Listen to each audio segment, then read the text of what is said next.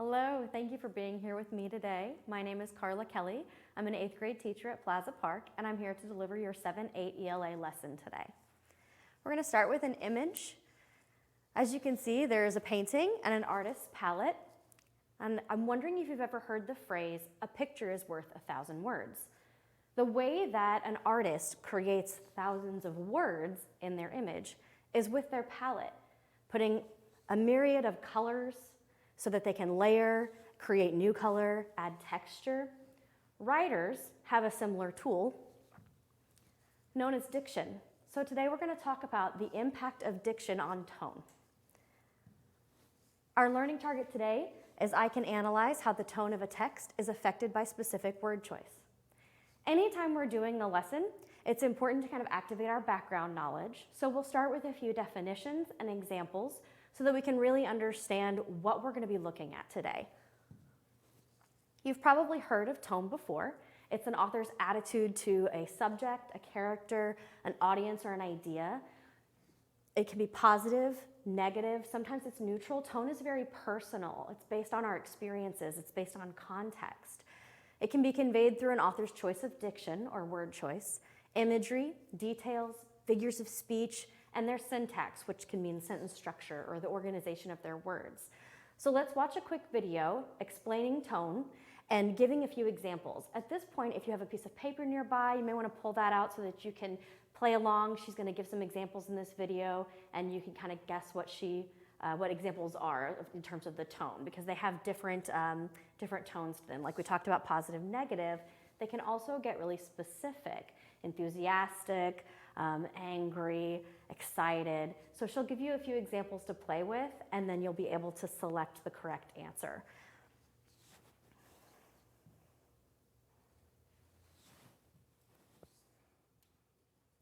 Oops, let me make it big for you guys.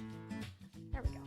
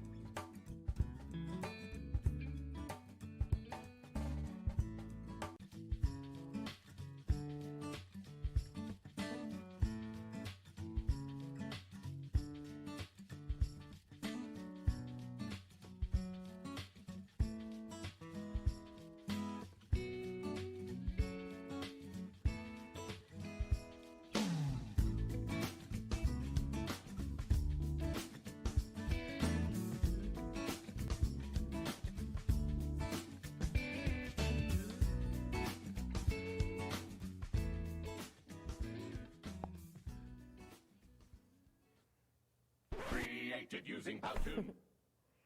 All right, so now that we've refreshed our memories on tone and seen some different examples of tone, let's talk about one of the tools that an author has in his toolkit, his or her toolkit, to create that tone.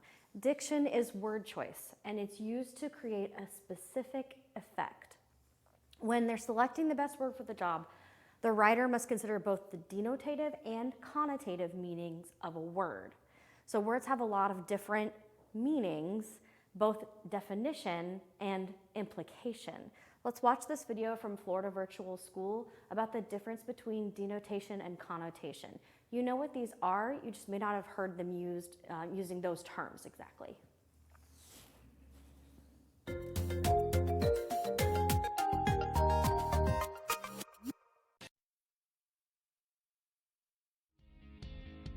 Have you ever heard the same word used in different ways? The English language can be tricky like that. Here's an example. The dog lapped water out of his bowl, getting slobber all over Tiffany's shoes. Here, lapped means Tiffany's dog drank using his tongue. No wonder he made a mess. But what if we said Bobby wanted to throw his controller across the room after his friend lapped him in Mario Kart? Here, lapped means Bobby's friend is an entire track length ahead of him. Ouch. These are two examples of denotation, a word's exact meaning. Words can also have different meanings depending on how they're used in context. This is called connotation. It refers to a word's intended meaning. Here's an example. Angelica's performance at the recital was just lovely. Here, lovely is used in a positive way. Angelica's performance was good. But if we say, the cat knocked over the flower vase, just lovely. Now, lovely is used in a negative way. A broken vase is not good. See the difference? Even though it's the same definition of the word, the different context provides opposite meanings. Here's an easy way to remember. Denotation, like definition. Connotation, like context. As a writer, you get to choose the word that will tell the reader exactly what you mean.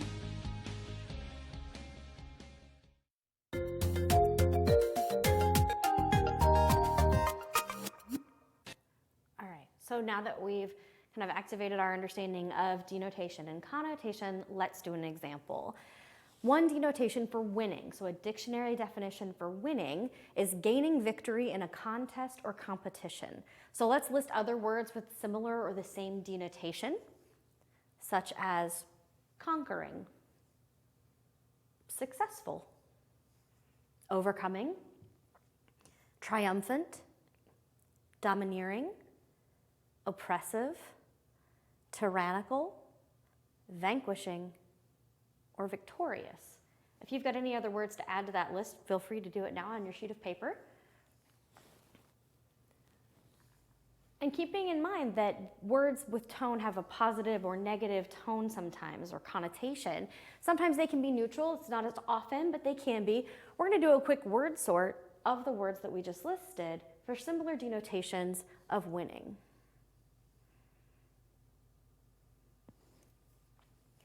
So I'm going to use my personal experience as I sort these words. Because tone and connotation are very much based on your experience and how you've heard them used in the past, the context in which you've heard them, it may vary for you and myself on where we would put these. So that's okay if it's a little bit different, but I'm just going to sort them based on my own understanding.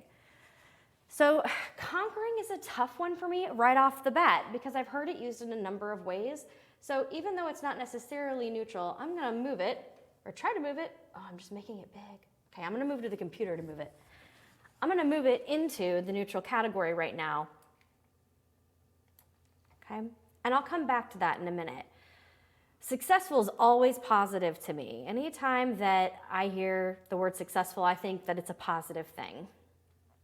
Same with overcoming. You overcome obstacles, difficulties, things like that. That's positive. Triumphant, anybody hear the sound of trumpets? Oppressive, though, I've only ever heard that used in a negative context. Same with domineering. These all have this implication of control in a way that not everyone gets an opinion. Victorious, very positive. Vanquishing. I'm going to neutral that one because I've heard it used in a lot of different ways, and I've really got to think about my context on that. But tyrannical falls into the same negative tone where we're thinking no one has a vote but one person, only one person gets to decide.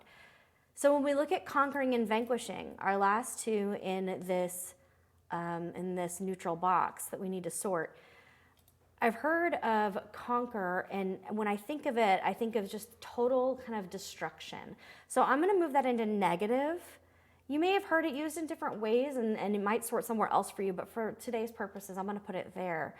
And vanquishing, the context I hear that in most often is vanquishing heroes. So I'm going to move that into positive. So now that we've sorted them and we kind of know where we would put them in positive versus negative, let's go back to our slides.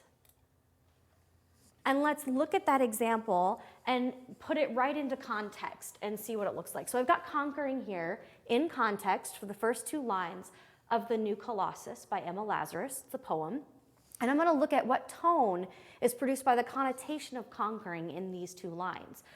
Two lines may not feel like a lot, but in this case, I think if we dig in, we'll be able to see quite a bit. So I'm going to read it first, and then I'll start annotating. I'm going to pull up my annotation tool. Move it over so we can see. Not like the brazen giant of Greek fame, with conquering limbs astride from land to land. So first I'm going to take my little note here. I've got an asterisk, which tells me that that's related to my footnote. This is a reference to Talus of Greek mythology. Talus was a giant bronze automaton, which is kind of like a robot, who was made to protect Crete. So that gives me some context to work with here. All right, he was a protector, which oftentimes we think of as positive. But when I read this, first things first, I've got conquering limbs, astride from land to land. So I know that his limbs, every part of him, from all these different places, astride means across, right? From land to land, conquered. So in this, just in this line alone, I'm getting this negative tone from conquering. And the other thing I notice is that the author starts out with a contrast, not like. So she's setting up a contrast already for what I'm assuming is going to come later in the poem, and it's already starting out with a negative word. The other thing I notice is this word brazen. There are two things to be aware of, and this is another key with diction, right? Brazen in this case refers directly to the fact that Talus was made of bronze. But brazen also has other meanings. It can mean rash, bold, shameless. The author could have said, not like the bronze giant, but what she said instead was the brazen giant. So I think here she's setting out this very clear negative tone. It seems to me a tone of distaste or disdain. I'm gonna add my S in there, guys. So let's move into knowing that we have this kind of comparison being set up and we've got an idea of what her tone is here. Let's move into the rest of the poem. Let's read through it really quickly, and then let's annotate looking for the tone of the poem in its entirety.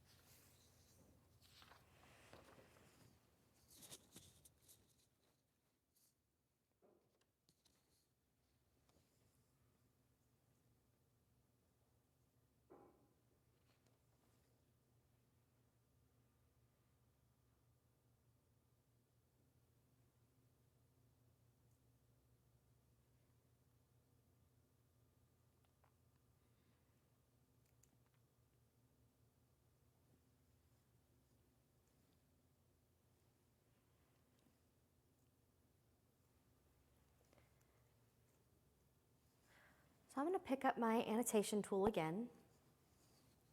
Probably need a color that isn't the same as the background. I'm gonna go through and start making some notes, okay? Feel free to kind of follow along, take down some notes as you're going to. Obviously, you can't annotate directly like I'm going to, but you can definitely make some notes on your sheet.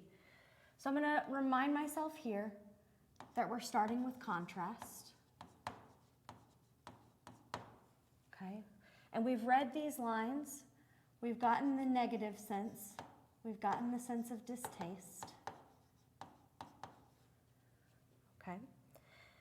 So because we've paid attention up here, and we know all of the things we've talked about already, the different meanings of brazen, how we feel about conquering, and what it means to be from land to land, so conquering all over the place, let's move into the rest of the poem and really look at kind of the feeling words we're seeing to get the author's attitude about the rest of the poem.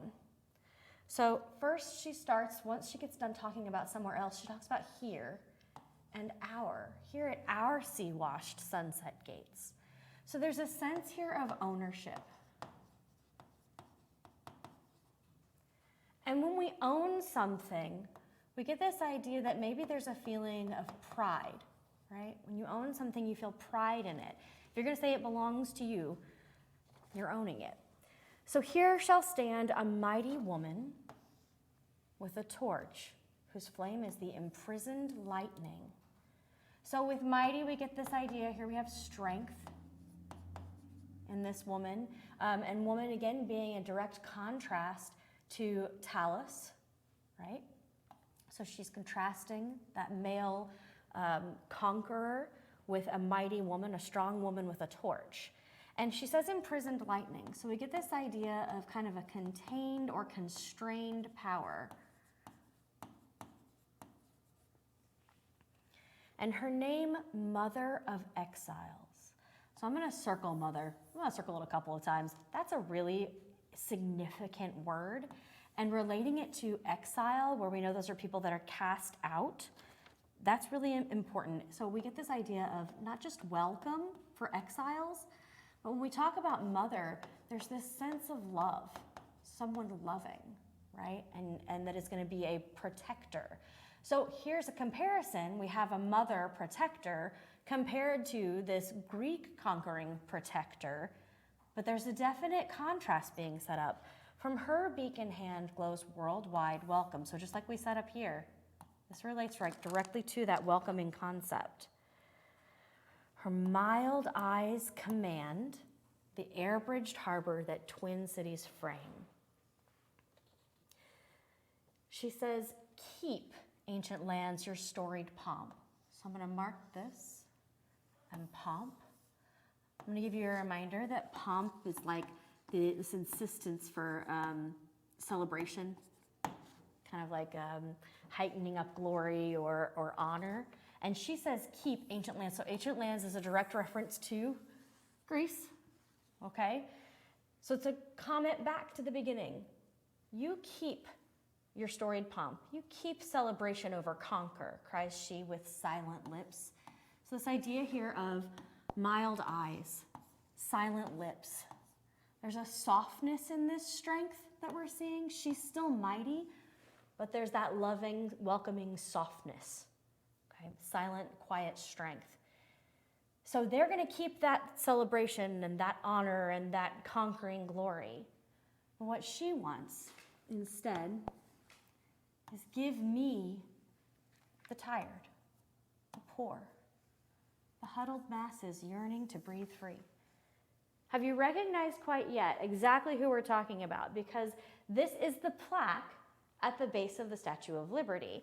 So that gives us even more context as we're looking at this, where we're talking about one giant of fame versus another. So the contrast being made here is in the type of fame and the type of feeling. She says, give me the wretched refuse of your teeming shore, the homeless, tempest-tossed to me. So the struggle, those who struggle,